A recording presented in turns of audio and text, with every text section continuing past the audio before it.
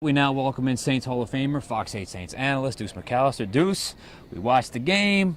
If you watched the game, like we all did, we saw number 18 have a very, very good day. Arguably top 2 or 3 performances of his entire camp, Spencer Rattler I'm talking about. How much did he help himself in the QB2 battle with Jake Haener today? Well, he definitely helped himself, and I think for him, the game slowed down a little bit, and he understood and he knew where he wanted to go with the football. He didn't force anything really. The throws, they were pinpoint. You're talking about pinpoint. I'm throwing to a spot, and I'm trusting my guy to go and get it. There are probably 1 or 2 where his receivers have to catch it. I remember one ball that's a slant route, and I think it was Bud Means that's got to come up with that catch. And then one, Jacobs was running like almost a skinny post, and the ball hits him, but it's almost on the back hip. Well, you've got to slow down. He's hitting you there because he doesn't want you to get blown up. And the safety actually did hit himself, and I think he hurt himself on that play. But he was really, really impressive. And, he's made that decision a little bit tougher on the Saints. It was interesting because D.A. complimented Haener's last week, how he really taken a step in practice. I think he was bad today. I thought he was decent. Had some moments, a little up and down. But I just thought Rattler clearly had the better game today. Well, my problem with both of those guys, they understand and they know the situation. So sometimes where it's let me get rid of the football type plays, you see him try to spin out. And last week it was Rattler with the fumble. This week it was recovered by the Saints, but it was Jake with the fumble. Exactly. But it's almost a hero play where I need to make something happen. And normally it's just, hey, just throw the ball away.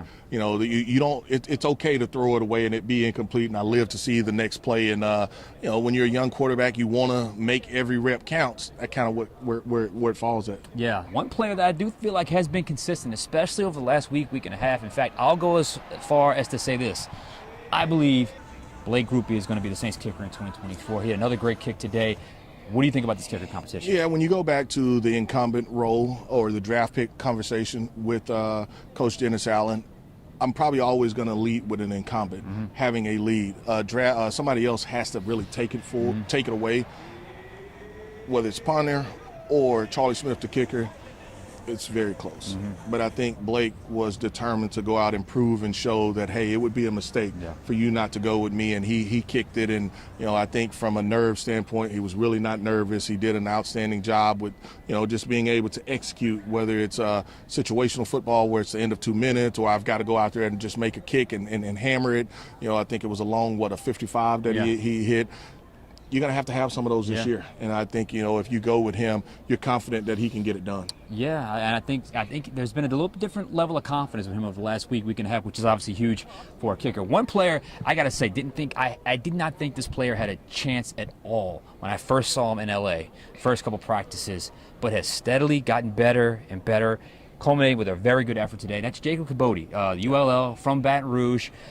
This is a young player. I don't know if there's a spot for him, but I do think he helped himself here today. Yeah, I was pleased and proud of him because I know exactly what you're talking about. And you see the rush, you see the anticipation, you see almost like startled in a sense just because it's moving so fast. But I thought it slowed down for him today, and I thought the patience he had did a good job on patience. And, when the outside run was there, he hit it. And so with him being a bigger back, linebackers are just going to normally hang on him, and so he's just got to trust what I see. And I thought he got better, and I thought today, was really almost like solidification for him to say, yes, I may not make the roster, but I deserve to be on the practice squad, and I can continue to get better. We know the next 48 hours, 24 hours, whatever it's going to be tough for the Saints. Where are the toughest decisions going to come for the Saints? Is it wide receiver, running back, lineman? What do you think? All 3. I think you look at it from an offensive line standpoint. Do I keep 8 linemen? Do I keep 9 linemen? How do I put some guys in position to be able to help me even on the practice squad?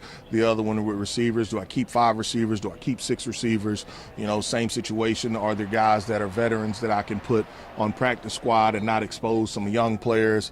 Running back, that market is going to be, you're going to look at it. So not only from the transactions that other teams make, but even from a trade standpoint, I think that's going to be a situation where they're willing to maybe give up an asset or 2 from a draft pick standpoint to be able to get the right player in the building, because I felt this way for the last week or so.